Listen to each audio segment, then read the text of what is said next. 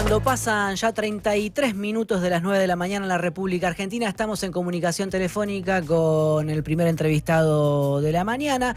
Él fue intendente, jefe de gabinete en 2 oportunidades, también gobernó la provincia de Chaco y actualmente se candidatea a senador por el peronismo en representación de su provincia. Estamos hablando de Jorge Milton Coqui Capitanich. Buen día, Coqui. Pablo Di Pierri y Fabián Walman, te saludamos desde FM La Patriada. ¿Cómo te va? ¿Qué tal? ¿Cómo les va? Un gran gusto saludarlos. Lo mismo para nosotros.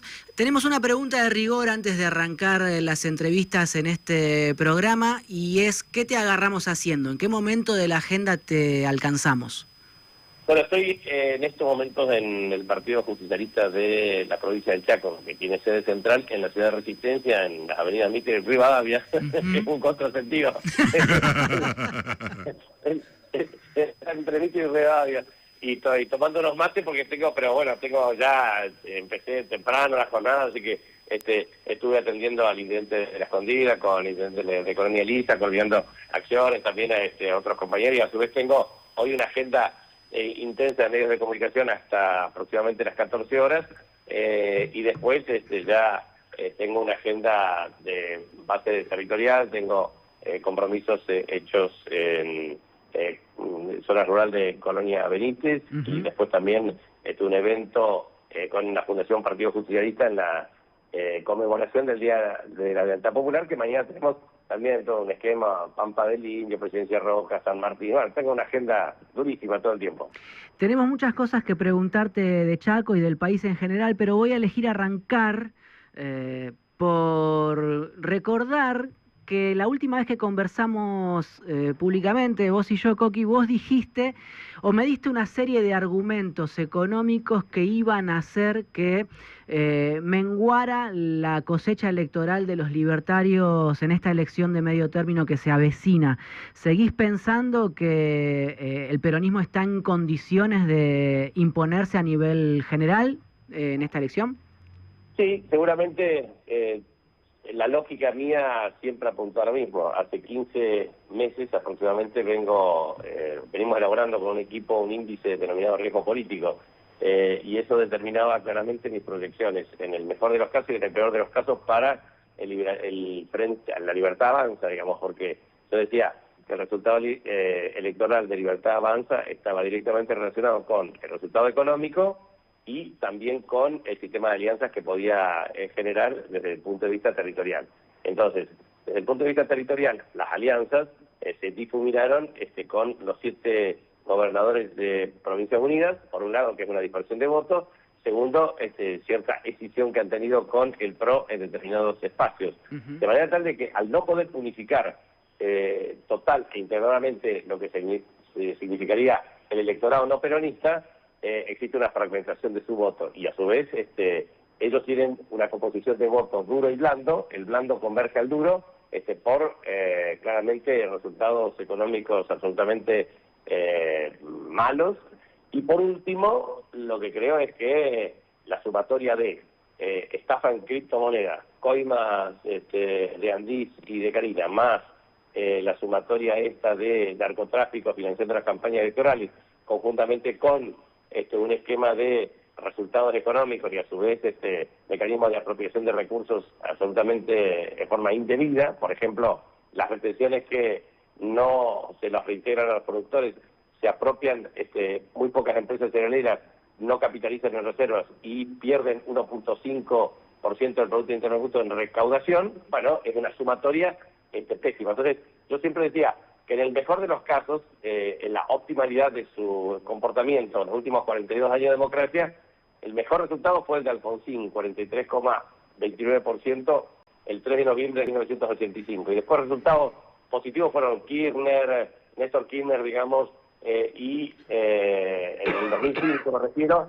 y también el caso de Menem en sus elecciones intermedias. Pero la verdad, mi proyección era que podía sacar 36, 35 como mínimo, 42 como máximo. Ahora está convergiendo a un voto como mínimo a nivel nacional. Yo creo que puede oscilar entre el 33 y 35%. Y Fuerza Patria claramente es un tema de cómo se contabilicen o se registren las distintas porciones en que se subdivide el territorio, pero claramente hoy podría ser una sumatoria cercana a los 38%. Y eso significa, para Fuerza Patria o para el espacio del peronismo, claramente una de las mejores, si no por decir la mejor elección en elecciones intermedias, no correspondiendo a periodos de gobierno.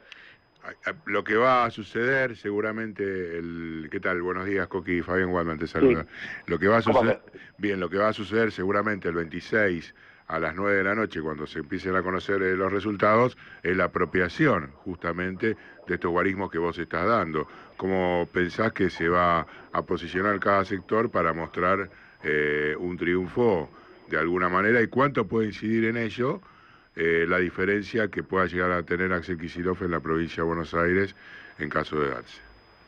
Bueno, mi oración es que el resultado del 7 de septiembre en la provincia de Buenos Aires en elecciones legislativas fue el mejor de los últimos 42 años. 6 de 8 secciones electorales y una diferencia de 14 puntos, 47-33.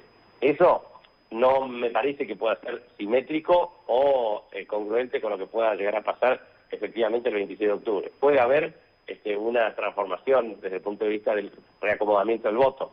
Cuando uno hace el análisis del 7 de septiembre, tiene que hacer la siguiente conclusión. El voto a los sectores de mayores ingresos siguió con fidelidad a Libertad Avanza. El voto con menores ingresos relativos con fidelidad al peronismo. El voto de clase media tuvo una mutación importante 2023-2025.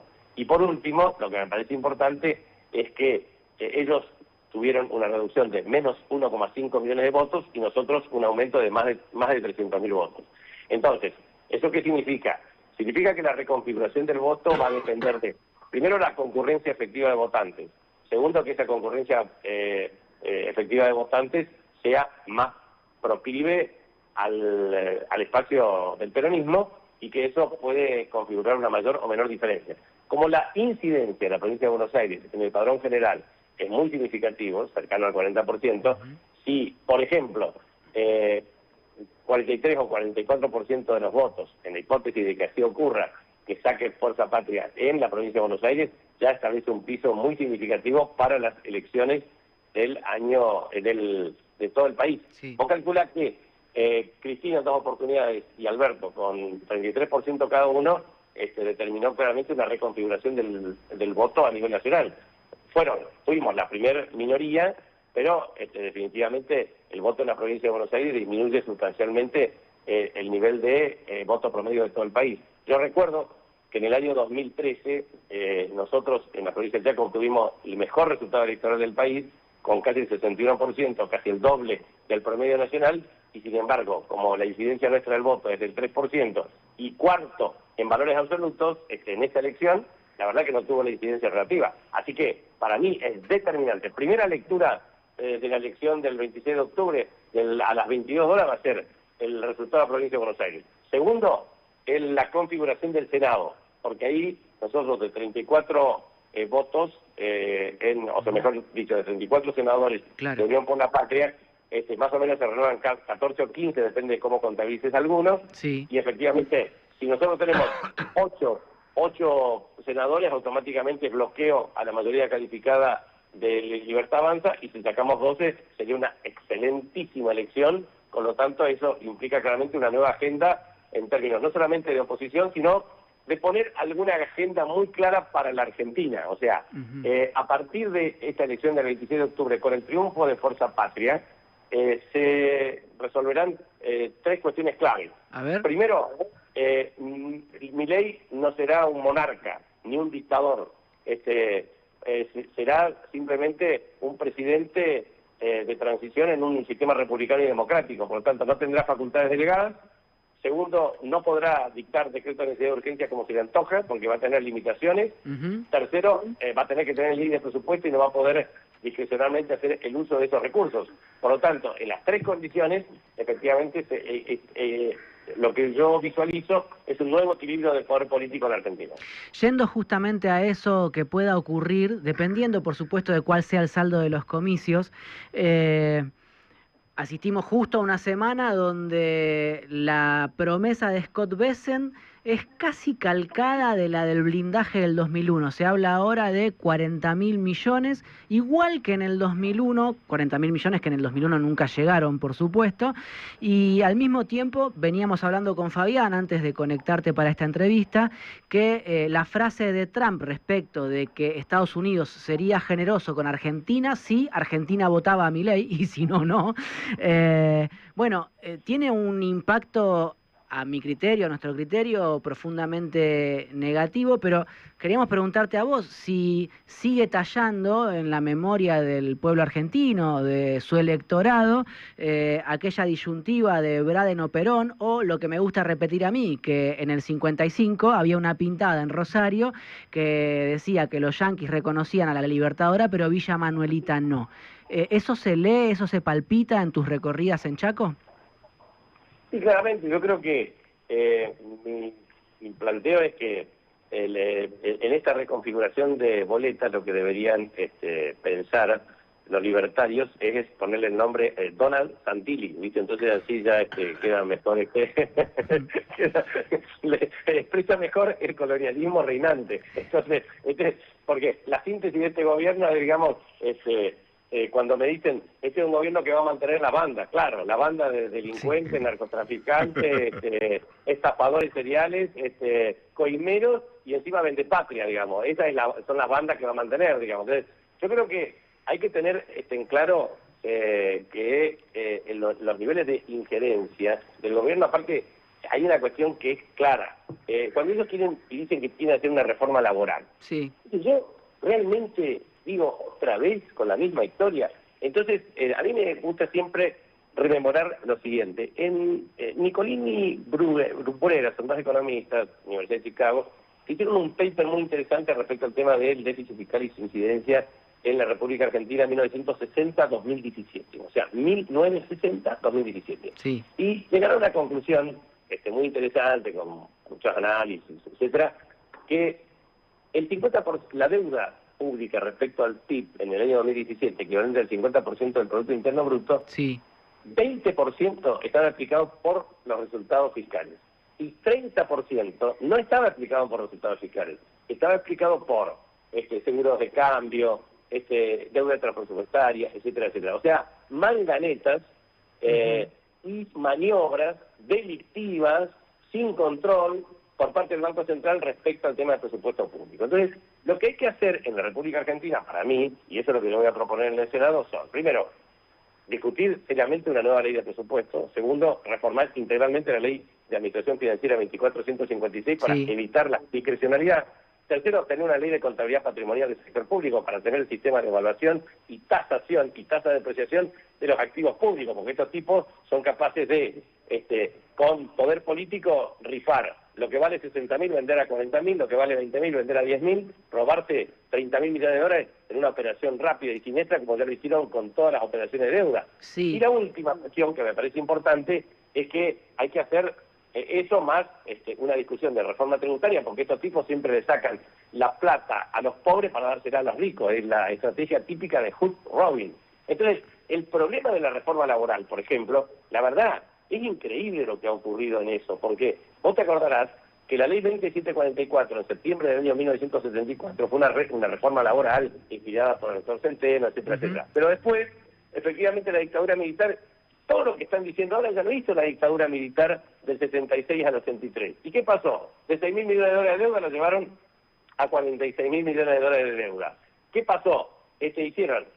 Impidieron las medidas de acción directa, flexibilización laboral, sacaron la ley de asociaciones profesionales, bueno, modificaron creo que 22 artículos y 90 derogaron de la ley, etcétera, etcétera. O sea, hicieron todo lo que quieren hacer ahora. ¿Qué pasó con el empleo? La economía argentina. Destruyeron 200.000 empresas, desindustrializaron el país, generaron una reducción de la distribución del ingreso, que era cerca del 48-50% del 64, cuando terminó la gestión de la dictadura, el 22%. Entonces, lo único que quieren ellos es seguir bajando el salario. Entonces, viste, sin salario, porque este es el gran problema de la Argentina, es la distribución del ingreso. La verdad es que con salarios de hambre es imposible efectivamente tener consumo y tener actividad económica. Yo lo estoy mirando de una manera muy clara en la provincia. Mirá, yo me recorrí la provincia de Cabo a Ramos todo el tiempo y camino y hablo con todos los sectores.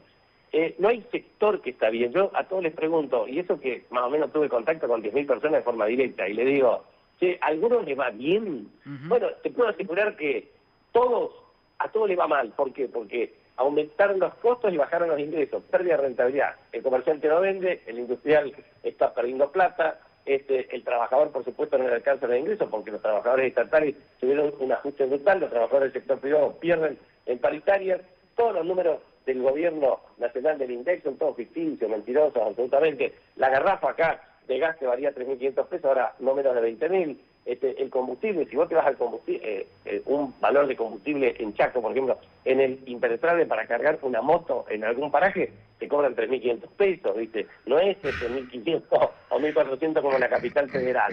Entonces, la verdad, el gasto aumentó, la energía eléctrica más del 700%, no puedes pagar la luz, los alimentos están por las nubes, los medicamentos también, los jubilados sin medicamentos, los discapacitados sin pensiones, se hacen una adecuación por el salario mínimo vital y móvil, que es el peor. Nosotros teníamos en el 2015 el mejor de América Latina, ahora es el peor, y lo hace exprofeso para generar un ajuste en el sistema de protección social y para perjudicar a la gente. Entonces, la verdad que este modelo de Milei es explosivo, está solamente acumulando conflictividad social. Acumulando conflictividad social, decís, Coqui, un resultado electoral que puede de alguna manera arruinar el proyecto del propio gobierno que se juega todas las cartas a Donald Trump. ¿Qué visualizás entre el periodo del 27 de octubre al 10 de diciembre en función, bueno, de una situación económica que de darse este conflicto estaría realmente pasando por un periodo absolutamente peor, contando una devaluación, con una oposición que ya no tendría la necesidad obligatoria de darle la mano en función de que los Estados Unidos también lo abandonaron, y una soledad de Milei que, bueno, será el reflejo de lo que cosechó en 2 años. ¿Qué expectativas para ese periodo de recambio? Muchos están hablando, comparándolo con situaciones de alguna manera de vacío de poder.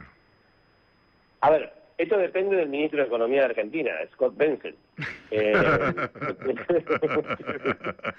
O sea, si el tipo sigue o renuncia. Eso quiere decir, ¿por qué? Porque, a ver, acá hay una cuestión que es una cuestión concreta. Primero, el gobierno implementó un programa económico, mejor dicho, a ver, primero, Milei asume siendo presidente de la Nación, habiendo sido diputado nacional y antes stand-upero profesional. No tiene programa, no tiene funcionarios y echó 165, por lo tanto es un gobierno absolutamente inestable, absolutamente inactivo, absolutamente inoperante, absolutamente ineficiente. Por lo tanto, los funcionarios que duran en el gobierno son los que no hacen nada, o sea, todos. Y en ese contexto hizo un sistema, no hay que decir que no ha tenido habilidad, digamos, porque logró, con la anuencia de gobernadores cómplices, facultades delegadas, bloquear decretos de necesidad de urgencia que modificaron leyes y decretos en forma histórica en el país. La verdad es que no tiene senadores, tenía 7, ahora tiene 6, tiene 38 diputados, pero hizo una compleja red de alianza con gobernadores del PRO y otros afines, y a su vez, efectivamente, pudo ir cabalgando distintas situaciones. Aplicó una mega devaluación del 118%, con un sistema de crawling peg del 2% mensual, sí. 80-20% de liquidación, todo eso. Tuvo una suerte de acumulación y se fumó 85.000 millones de dólares. Porque ¿eso qué significa?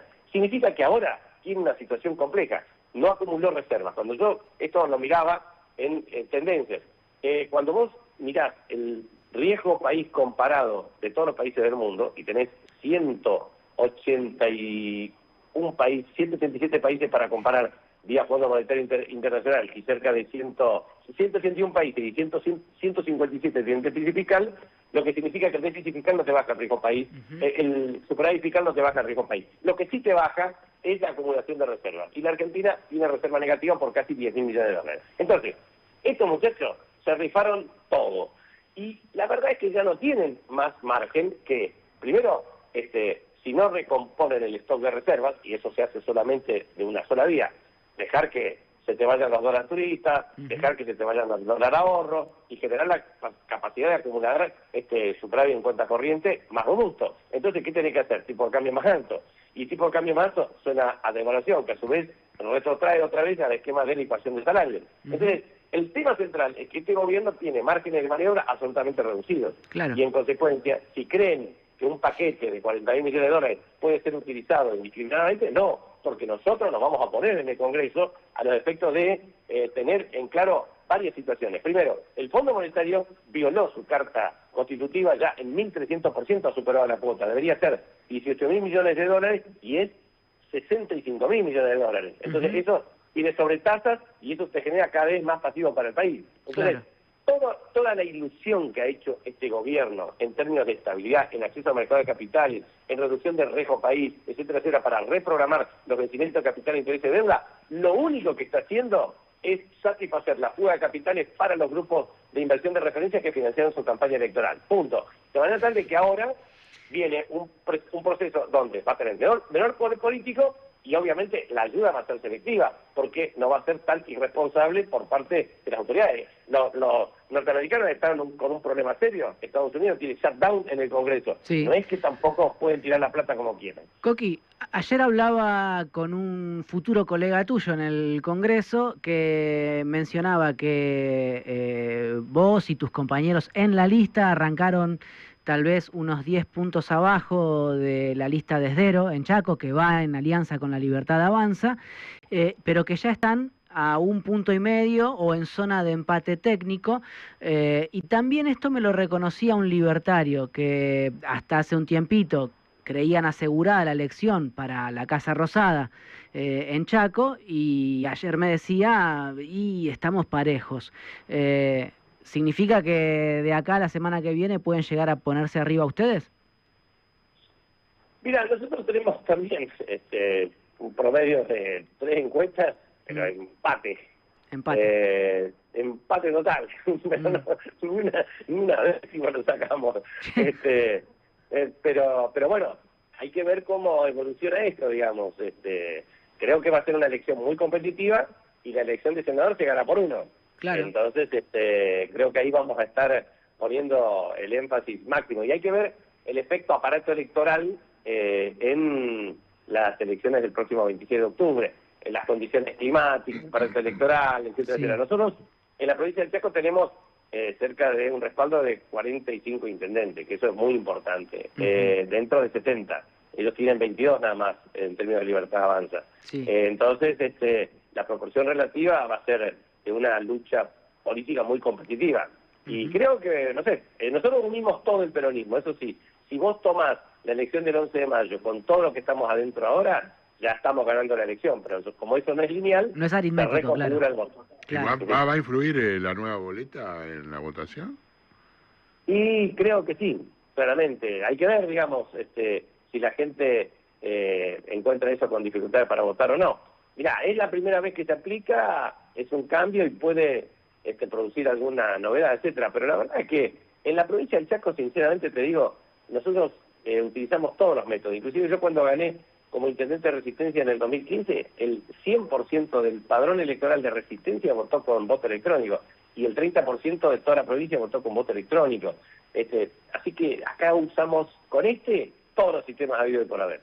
La última pregunta que me queda por hacerte, Coqui, incluye 2 temas que creo que vas a relacionar. Por un lado, Esdero ha intervenido hasta los carteles o los afiches de campaña para que no aparezca la imagen del gobierno de Milei ligada a sus candidatos, porque, bueno, evidentemente viene siendo un ancla que tira para abajo la performance electoral del oficialismo chaqueño en este momento.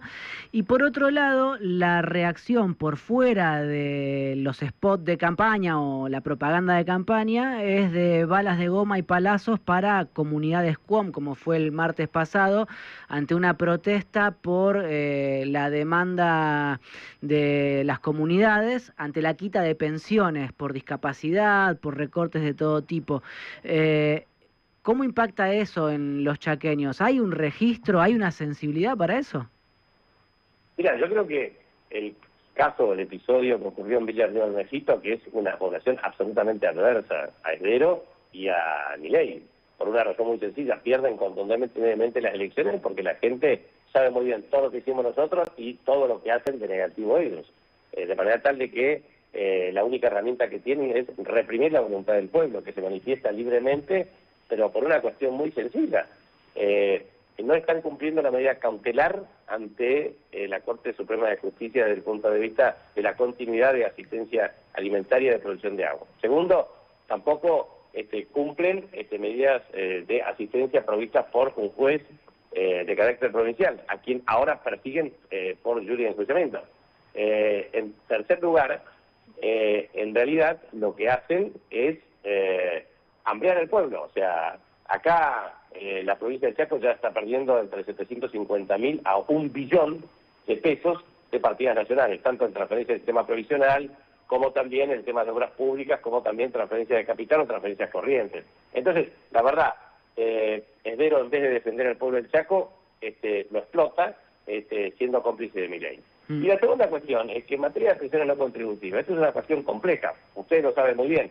En la República Argentina, las pensiones no contributivas tenían 3 vertientes. La pensión a la vejez de más de 60 años, que fue sustituida y reemplazada por la ley 25.994 de moratoria previsional, sí, que permitía a más de 3 millones de argentinos, precisamente a través de un pago, poder acogerse a los beneficios de la jubilación, que de otra manera no hubiesen reconocido los aportes y contribuciones o la discontinuidad laboral en la cual estuvieron sujetos.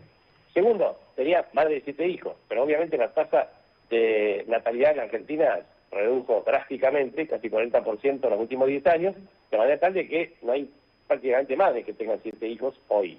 Y tercero, las pensiones no contributivas vinculadas a la discapacidad, que eso también se han perfeccionado sistemas de censo para las personas con discapacidad y el otorgamiento de certificados únicos de discapacidad. Bueno, nosotros, en la provincia del Chaco, a partir del año 2007, cuando yo asumí por primera vez mi primer mandato constitucional de los 3, lo que nosotros hicimos es un trabajo muy bueno de rastrillaje. Hicimos el primer censo de discapacidad, hicimos un rastrillaje localidad por localidad y pasamos de 19.000 a 137.000 pensiones no contributivas. En este contexto ya, en la provincia del Chaco, hay 26.000 pensiones no contributivas de reducción. Y a su vez también 600.000 es la meta de reducción de toda la República Argentina, porque habían pasado de 150.000 a 1,5 millones. ¿Por qué? Porque antes era un beneficio, tenía que morirse alguien para acceder a ese beneficio. Ahora es un derecho social, hay que acreditar su condición de tal. Entonces, ¿qué es lo que está pasando en la República Argentina respecto a las pensiones no contributivas? No solamente que hay cercenamiento de los derechos sociales, o sea, le quitan las pensiones, o sea, es que es quitarte el plato de comida a las personas más pobres y más vulnerables. Segundo, le quitaron el transporte institucional. Tercero, el programa de Incluir Salud lo han desfinanciado para asistencia médica. Cuarto, efectivamente el transporte gratuito lo han reducido integralmente. Y quinto, efectivamente lo que hicieron es bajar al máximo el salario mínimo vital y móvil, que es los mecanismos de actualización de las pensiones no contributivas. Una persona que recibe una pensión no contributiva de 245.000 pesos, o se la quitan o le bajan el ingreso. O sea, esto es lo más cruel e inhumano que he visto como política de gobierno, no solamente con el Garrahan, no solamente con las personas con discapacidad, no solamente con los jubilados, quitándole el medicamento gratuito, sino también no ajustando las jubilaciones conforme a la evolución del costo de vida. Entonces, la verdad es que esta crueldad del gobierno se manifiesta claramente en las comunidades de la provincia del Chaco y sobre todo en las comunidades originarias, que es representativa aproximadamente entre el 5 al 7% de la población, tanto con Huichí como Mocoy. Así que este mecanismo de represión, aquí ustedes lo habrán visto por cámara, no fue inducido, no hubo corte de ruta, sino que fue inducido por parte del gobierno por una política de represión, pero en donde existe complicidad en el sistema judicial policial con órdenes estrictas del gobernador de la provincia. Entonces, y nosotros, y aparte lo que hicieron es tradicional acá en el Chaco, algo pasa y me echan la culpa a mí, el gobierno, ¿viste? Entonces, yo ya... ¿Qué habrás hecho, Coqui? ¿Qué habrás hecho? Claro, te puedo imaginar que yo ya estoy acostumbrado a... Es más, me preocupa cuando me alaban, ¿viste? Entonces, lo que digo es que lo que hacen es todo el tiempo hacer lo mismo. Esto, ¿viste? Yo estoy recopilando el libro negro de la segunda tiranía, de Isaac Rojas, ¿viste? Porque sí, son iguales. Mira, el gorilismo se reproduce sobre la base de los mismos principios. Entonces, hacen exactamente lo mismo. Y la verdad es que esta pretendida acción para hambrear el pueblo, tratando de echarle la culpa a los otros, la verdad que no va más. Entonces yo creo que la represión ilegal, las maniobras ilegales que ha hecho el gobierno, la verdad es que hay que ponerle un límite. Y el límite es el 26 de octubre. El voto decide el límite. Jorge Milton Capitanich, muchas gracias por esta entrevista en FM La Patriada. Muchísimas gracias a vos. Un abrazo. Un abrazo. Un abrazo. Bueno, pasaba el ex gobernador de Chaco, actual candidato a senador por Fuerza